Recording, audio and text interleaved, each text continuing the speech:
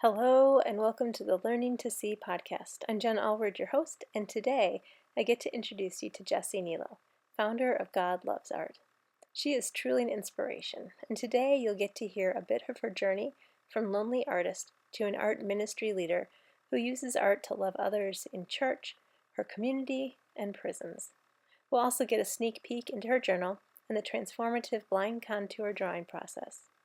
Look in the show notes below for some helpful links, and remember, to get all the access and bonus content like videos, downloads, inspiring and helpful links, art prompts and reflection questions, etc., pop on over to Patreon to check out the different membership opportunities available at Learning to See Studio. Okay, are you ready? Let's jump on in and learn to see how making art can calm and energize us, shift our mood and perspective, while connecting us with others and helping us feel God's presence. Well, hey, I'm so glad you're here, Jess. Yeah, I'm glad to join you. Yeah, I know you're super busy and we'll talk about all the different things you do a little bit, but can you just introduce yourself to people real quick?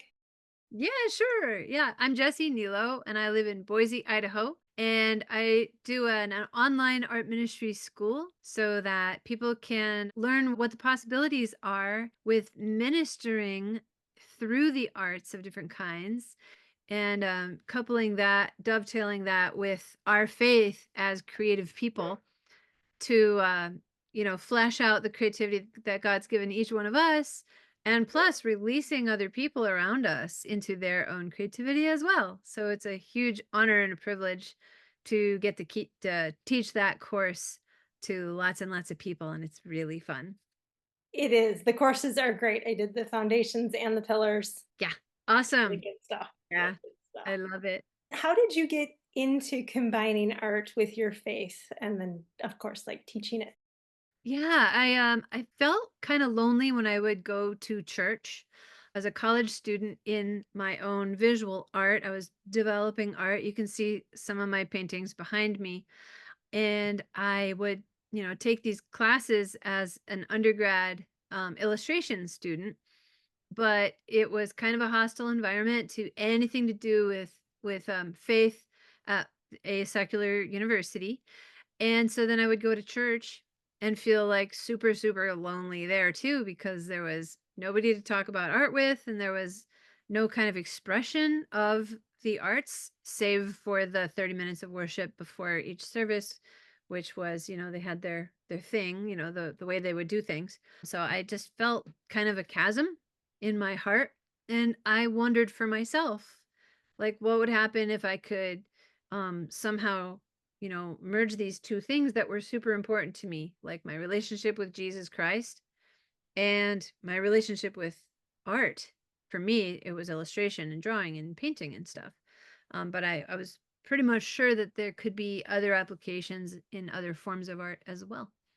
So I started an art ministry at my church, and a bunch of people came and we did that thing together for 16 years. Actually, it's still going. There's a huge art show right now. The person that I handed the art ministry to when I retired from that position, she's still running it. She's having a huge art opening this week. Is that Thanks Danica? her. Yeah, Danica. Yeah, that's right. You've interviewed her before. Yeah, she's great.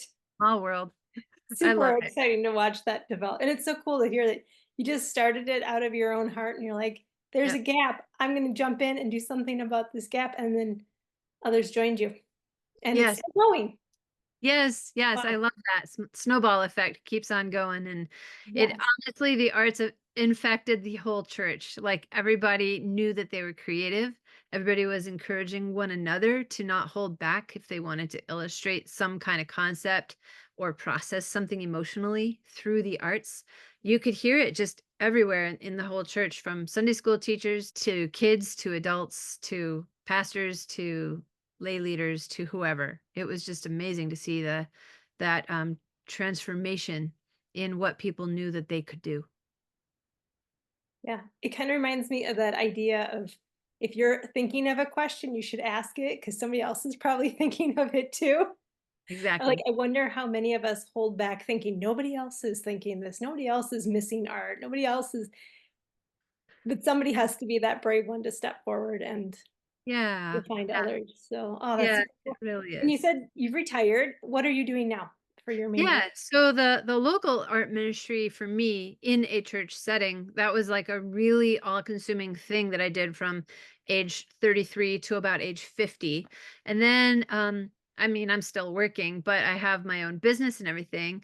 And then what God had me do is like shift my place of ministry from inside of one local church to inside of prisons. And so now I bring art inside of prisons, and I do these amazing exercises and demos, and these things that I can allow the residents of incarcerated people to process hard emotions, to create. Most of them have never painted or drawn much before, and so yeah, that's what I get to do now.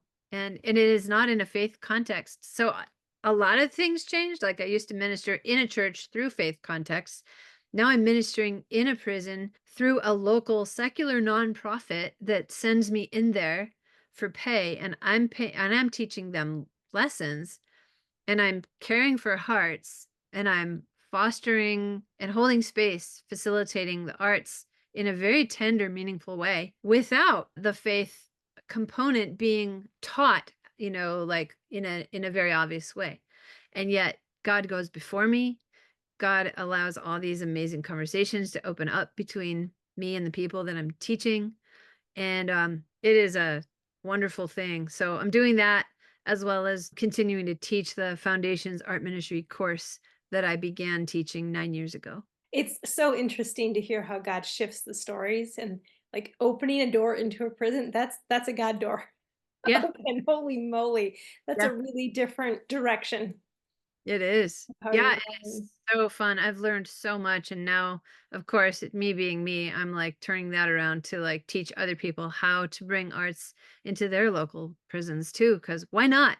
People need that. Like, there's such the harvest is ready, but the workers are few. There's hardly anybody taking art into prison, and it is so beneficial to the people who are in there. It is the highlight of their week. And it Mm, doesn't take much to really engage them and to, bless their day. And then when I'm packing up to leave, they're just in a whole different place, like emotionally and mentally and bodily. And there's just such peace in the room. And, of course, I'm praying for God to like be also ministering to each person who's in there, regardless of, you know, their own faith or not. And so, yeah, yeah, it's a big deal. that's cool. So two things from there. How are you multiplying yourself? Like how are you teaching people to bring it into prisons in their towns? Yeah, I have not started it. One of the courses that I want to develop in our advanced courses, the Pillars Art Ministry course for advanced students who have graduated my foundations course, is a whole freestanding course about bringing the arts into incarcerated people. And so I've not yet begun to build that course, but I am really looking forward to adding that to the number of other topics that are already into our Pillars course, as you know. So yeah, I mean, that's going to be amazing to flesh that out in Yeah, both. that is. That'll be a great addition. It will be, yeah, because you can do it through a faith setting, or you can do that in a secular setting. You can do it either way. Yeah. And I love what you said of even though you can't, because this is how I have to work too. Like you can't be the one to bring up faith, Right. but God's with you and he's there doing the work as you're praying silently while you're talking Yeah, and while you're making art and asking those questions and he will open those doors and plant the right seeds. So totally. Yeah. that's so cool. And you go in essentially to the intention is like teaching an art class. Is that the premise? Yeah, it's kind of a anywhere between a hour and a half class to 2.5 hour class. And I bring it in. I've taught youths at a juvenile detention center who, most of these kids were incarcerated for pretty serious crimes because they're incarcerated and they're under age 18, which is mind-blowingly like just so wrong, to me, that they're behind bars, but I go in there with my art, and it facilitates open conversations and processing. And, these kids have grown up in a horrible environment. And so, they just bring so much into the experience that I want to help facilitate for a healing process, Yeah. or women's prisons or men's prisons. Yeah. Yeah, I just bring in a complete art project, usually if it's a freestanding class that you don't need to have any experience jumping into if it's your first time here with me, because there's attrition we can't control in prisons. So I don't know exactly who's going to be in the room next week or last week. And it doesn't matter because we're start to finish. Here we go. We're going to use the next 2 hours to bring peace and clarity and a sense of being relaxed and yet somehow energized, because art does that, but mostly like calming and peaceful, and finding out what we can do together through these simple art supplies. Yeah. um, yeah, it's Isn't really it so interesting that art can be both energizing and relaxing? Yeah. Yeah, it's crazy. Like, what? How can that be? And I talk about the right hemisphere and how we're gonna like there's a lot of overlap between the hemispheres, but in general, right hemisphere things, topics, development gets a little bit overlooked in our culture. So we're gonna, use that education is way secondary down the list as far as a goal. Peacefulness and acceptance and relaxation, there you go. That's what we're mostly doing. And then if we learn something, great, and if we create something, oh, well, wonderful. And if you don't like it, that's okay. I don't like everything I make either. It's all right. So yeah, it's Yeah. kind of So a my little bit more of a premise of it's an activity they can engage in if they want to. yeah, yeah. And I give them steps. And so every one of them does, because I just kind of launch into it cheerfully and I demo step by step. And I'm like, with this phase, before we draw the tree in the foreground, we're gonna make our sky first. So before the tree grew here, let's draw the sky. And then I'll give them one or two choices of how they can make their sky. So they're not like looking at 10 choices, but maybe just one. And I'll demo it one certain way. I might brush stroke a little bit and say, you can do it this way, or you might try this, or you might try this, and then try different things till you like it. And then I'll mention they can use a different color of sky if they prefer. And then already from the get-go, everybody's is very unique and different, and it's not a paint and sip experience at all. It's just it's a demo though. We're going to make a tree in front. I'm going to demo, one way to make a tree, but I'm going to talk about other ways so that they have choices. And that's a good reminder of choices, but not overwhelm. Exactly, because I don't want them to be paralyzed at like, well, a blank piece of paper. Are you kidding me? I don't even know what to make on that, Right? like, Even yeah, professional artists get freaked out by that. yeah, yeah, yeah, yeah. Guided exercises are amazing. And whether they have zero experience or a lot of experience, there's not one way to do any of it. Yeah. And so the activity, this is an overlapping question. The activity we're doing today is the blind contour drawing, which is both something people teach as a way to become a better artist, like the skills of an artist, right? But it's Yeah, also incredibly emotionally healing it process. really is. Um, Yeah. one thing that comes up a lot when I talk to people about doing some of these things is how do you keep it safe? Like there's the physical safety with the art supplies, but there's also the emotional safety in a group setting for something Oh, like that. So, do you have any so tips on that for people? I do. Like when I'm in, let's say, a church setting, and it's not very different in a prison setting either, or actually a community setting, because I've taught community art classes too, in like, totally organizations for the arts that have no affiliation with any faith. I just casually say at the very beginning, that and one of my rules in my classes is that we never make fun of the art that we make, or that anybody else makes. And so, so that means no joking around about what you can make or are making or trying to make. It's just, we're just gonna have a sense of adventure, but also of, we don't have to like everything, but we're gonna just keep on going toward a positive. And I don't even say this many things. I just say we're not allowed to like make fun of our own art or each other's art. That's it, and I rarely have to repeat it, and if I do repeat it, I don't repeat it at anybody. If somebody does make a comment about their own art, I will comment on something totally different over here, and I'll say, "Oh, does anybody need their pencil sharpened or something? And then I'll say, just as a reminder, we're not making fun of our own art or anybody else's art. And you guys are doing a great job at, following that rule. And I really appreciate that respect for yourselves and each other. And so, yeah, that's kind of that's my approach. I do it very casually, but I do say it's one of my rules, to let them know, like, oh, this is Jessie's class. She's in charge and I have to follow her rules. Okay, cool. In such a nice, happy way. Yeah, that's right. Rules don't have to be mean and controlling or anything like that. Right. Have you ever had anybody get to like an emotional spot where you're like, whoa, like we gotta back the bus up here, or like we need to get you some extra support or like something like that? So many times. Yeah, and it's because art is so powerful and you can't really predict when it's going to do something in somebody.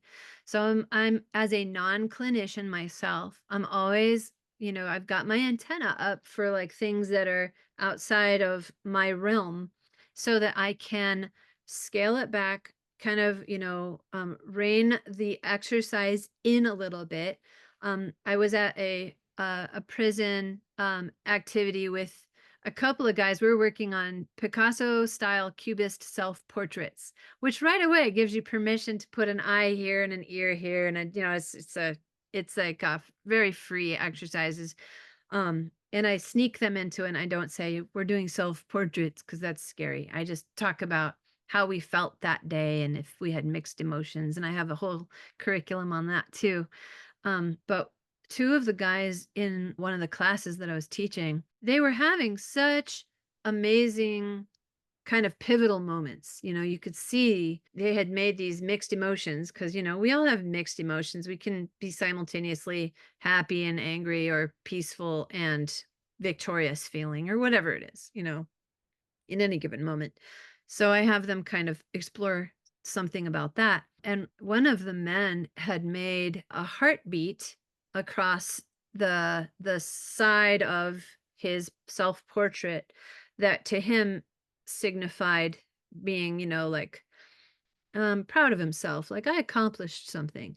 But the other side of him on his self-portrait was something to do with like such deep emotions of anguish that the heartbeat actually on his illustration flatlined. And I saw that and, I was like, I never guess what these things are that they're drawing or painting. I, Yeah, right. uh, We can't yeah, guess because we'll yeah, misinterpret it because we'll put our own filter on their stuff. Yeah, exactly. Even if it seems obvious, I'm not gonna like foist my interpretation on anybody. yeah. So I asked them, would you like to share with me about not share with me about yours, but would you like to share with me about what you've created, as much or little as you're comfortable with, and yeah, he just told me that like sometimes he just, you know, feels flatlined inside, and I just remember feeling like, "Oh my gosh," and I think I mustered up some kind of a response to him to affirm, affirm him as a person, like forget about the art. I mean, this is a chance for me to see into somebody and be praying like, "Oh God, give me the words." And then I affirmed him as a person, like his inner self, And then not very long after that, we had a little scheduled break, because these guys are in an art class for a couple hours, and so we give them a smoke break, so they can get up and go stretch. And I just didn't want to have this guy disappear on me and not come back for the second half of class. And so I looked at him and I was like, okay, we're gonna have our break now. You guys are free to, stretch and get a drink of water and go out front if you want to or whatever, but please come back. I was like, we're gonna do something really fun. And this is all off the cuff. I hadn't planned on a fun, dragging your brush across the paper and seeing what some kind of wet into wet exercise of watching the colors do stuff. But I was like, I'm pulling that one out of my back pocket because this is a seriously heavy moment. And so I was like, please come back, okay? And he goes, I see what you're doing. And he laughed at me. And I was like, I know, but I was like, you come back, right? And he's like, yeah, I'll come back. And he did. And then we got to really play and we got to be kinetic with our whole arm on the picture and just kind of really play around with color and texture after that. Woo! Yeah, so bringing them back. Bring them Yeah. back to fun, out of Ah, the depths, back yeah, up. I tell people in exactly. my therapy office, like, we come in and we do some small chit chat, like, "How's the weather? What was your day like?" And we're, like, Right. just coming into the room and, like, setting the box in the middle, and then we kinda dig into the box a little, and then before we go, we try to box it back up so that you can go out to your day. Exactly. You don't Yeah. wanna leave them on that deep stuff. So, yeah, Yeah. having those fun art activities in your back pocket that you can be being flexible with your plan for the day is key. For sure, and when I've done these for larger groups, because there was only 2 inmates who showed up that day. Actually, they were on probation and parole. There was 2 of them, and I had prepared up to 20 people, and there were only 2 in the class, so I was like, "Okay, cool, let's do it." And for some reason, it was more intense with only 2 students than it was ever with me teaching 20 students, but I've had plenty of, intense, moments with 20 students as well, so you never know. And you can't predict this stuff because we have this vehicle called art and a road called the little lesson plan or whatever we're going to do, but we've got to have stuff in our back pocket to bring out too, like to go, ooh, I feel like, like there was one person that was stressed making their self-portrait on another class, and she kept muttering about feeling crazy, and I didn't correct anything. I wasn't like, no, I didn't want to disagree. That was her descriptor of how she felt. And at the same time, my little cheerful rule about, and she wasn't making fun of her own art. She wasn't. She was just telling how she felt. So I just kind of ignored it and let her say it. She said it a couple times. And then I was like, oh God, what should I say next? Um, and then I said, something irrelevant like, "Does anybody need more purple?" Because I didn't want it to seem related to what she had just said. And then I said, "So let's talk in the next section of this class," as if I had planned it, but I didn't. In the next section of this class, let's talk about ways that we could affirm ourselves.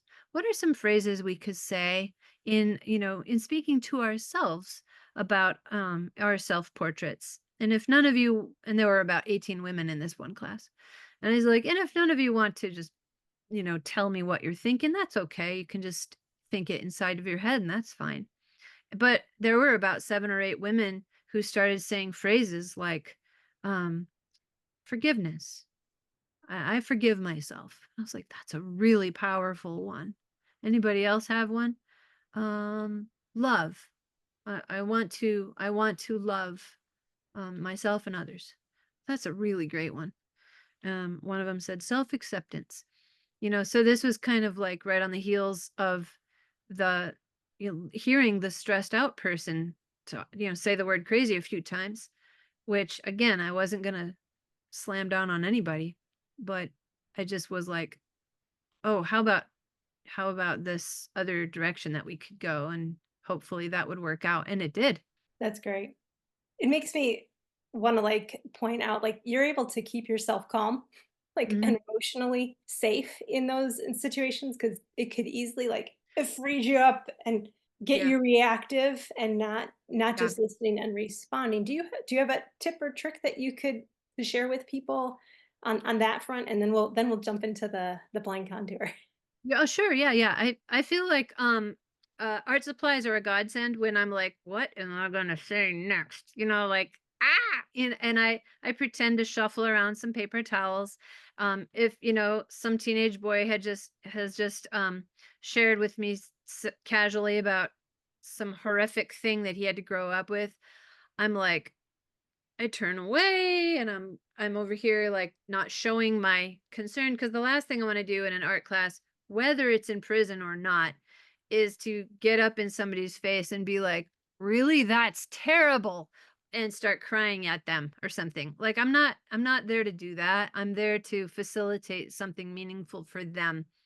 And I'm not like a robot either. I have empathy, but I do like to treat everybody pretty much the same in the class, and also like listen, and also not pinpoint somebody and make them feel uncomfortable with the all of a sudden this unwanted attention, or in a prison setting, like basically setting them up to be a target afterwards. So I'm over here shuffling my paper towels around as a tear comes down my face, or I'm like looking through my colors as I feel like, Lord, help me talk about next, where to direct this thing next that we're all doing together. And I remember that it's not about me. It's truly facilitating, it's holding space. And I remember it's just art, not in a negative, derogatory way. It's just art. There's peace built right into it. There is meaning and beauty built right into it. Even if they're frustrated with the materials and scribbling a big black scribble, there is still so much freedom um and meaning built right into it. And I'm not responsible, really. I'm just holding space. They have their own choices, and I can guide and I can suggest, but really it's their time and I'm there to facilitate for them. Yeah. It's really trusting that process. Yeah. Yeah. Yeah, and if I see, like, a way, like, this scenario could go 2 different ways. Let me, try to guide it and nudge it toward that way. I'll try that. If it doesn't work, it's not on me. It's fine. Let it go. Not everybody, I've even had somebody leave the class or had to ask somebody to leave the class very rarely. But if they're not wanting to be in there, then that's fine. It's really not on me. And I truly don't take it personally because I don't know what they're going through that day. Could be something totally unrelated. Usually is. So that's fine. Usually, yeah. Yeah, let it go. That's okay. I always love on these conversations. We always like start with one thing and then we find something else super cool because that whole conversation is super beneficial. Um, but one thing I love about the blind contour is that it is so process focused and you can't explain to people what it's doing. They just have to try it. Yeah. Yeah, that's right. And we're going to actually do a little demo today. I've got my little document camera facing right down and so you can see what I'm doing. But this is my trusty moleskin journal. And I was coming back. I had just visited my dad and he was and I've already read through this to make sure it's all good to share. I'm like, okay, yep, cool, cool. But this is my dad. He passed away in 2023. So this is 2021 and I had visited him. I was hanging out with him at a little campground that he rented in Oregon, and so I drove about 5 hours to go be with him because I'm in Boise, Idaho. And all the emotions, because my dad and I had a strange relationship, and it was mostly not so good, but there were some little bright spots in it, and it was pretty complex, as a lot of us have. He never he never encouraged my art when I was a kid, and I was heard that artists were stupid and things like that from him that were damaging. So as I grew up, I had to learn from a friend of mine told me, be yourself and let it mess with your dad. It's okay. Be yourself around him. And that helped me a lot. And so during this visit here, he was, just being himself too. And I was like, wow, it was messing with me. So on my way home, I literally pulled off the freeway and I drove down this road and I wrote the name of the road down, Frederick Butte Road. I wrote it in my journal and I just drove a couple miles in. I was very isolated by myself. And I just sat there for a while and I was like, Lord, I gotta process because, my dad is getting weirder by the year and, really like there's all sorts of feelings and frustrations and stuff in my heart. So I looked over and I started drawing a fence post line and then I drew the tree that was sitting next to it and I drew it with a single line all the way across from fence post to tree to little shadows underneath and some brush down there. And in that process of that single line contour drawing, which mostly I was looking at the fence post and the tree and not so much at my paper, which is why it's called blind contour because I'm not looking at my paper as I'm drawing. Uh, I just was blessed with so much peace, just kind of, oh, like just this release and relief came in as I was praying and just prayerfully drawing and saying, Lord, this is I don't know what to make of this. I don't know what to make of my dad right now. I don't know what to make of the visit I just had with him because everything feels topsy-turvy inside of me. So I released it all to you, and then I did that drawing, and it helped so much. Just kind of, whew. Yeah. So that's that story of the field, and after probably about, you know, 45 minutes to an hour, I felt like I could keep on driving on the way home. I'm so glad I stopped off the road though and did that. Yeah, I'll never forget it. And now I've got it in my sketchbook. Yeah. And about how long do you think that took you? I think the drawing itself, if I were to guess, probably took about somewhere between 10 minutes and 10 to 15 minutes at the most. Because I was drawing really, really slowly on purpose. So I could just look at the detail of each fence post. And I I wasn't really conscious of using a single line until I was well into it, and I thought, maybe I'll not lift up my pen. I'll just keep it down on the paper and see where this will take me. Not because I was any, you know, I wasn't in like, oh, I have to keep a rule and I can't mess up and make a mistake. And uh-oh, I'm in it now, so I'm not allowed to lift up my pen. It was more just, oh, I'm feeling a rhythm here and I'm just gonna follow it and see where it takes me. And so that's what I did. It was pretty cool. Yes, let's take that line and see where it goes. Isn't Jessie inspiring? She goes from in church feeling lonely and feeling rejected at art school to building a bridge to cover the gap and developing an art ministry that transformed a church and continues after she leaves. And God shifts her ministry then from church to prison, where she is regularly making an impact and a difference by being a conduit of God's peace through the art making process. And then the little snippet of what blind contour drawing can do for us. We're going to dive into that more in studio time, the nitty gritty of what blind contour and semi blind contour drawing is and how it benefits us emotionally and artistically. And we're going to play with some different ways of doing that. So I hope you'll join us for studio time this month, and I hope you enjoyed these lessons and these insights and encouragement from Jessie. Art brings us peace. It energizes us, it grounds us, it transforms our perspective, it validates us, and is a way to connect with ourselves, with God, and with others. Thanks for joining.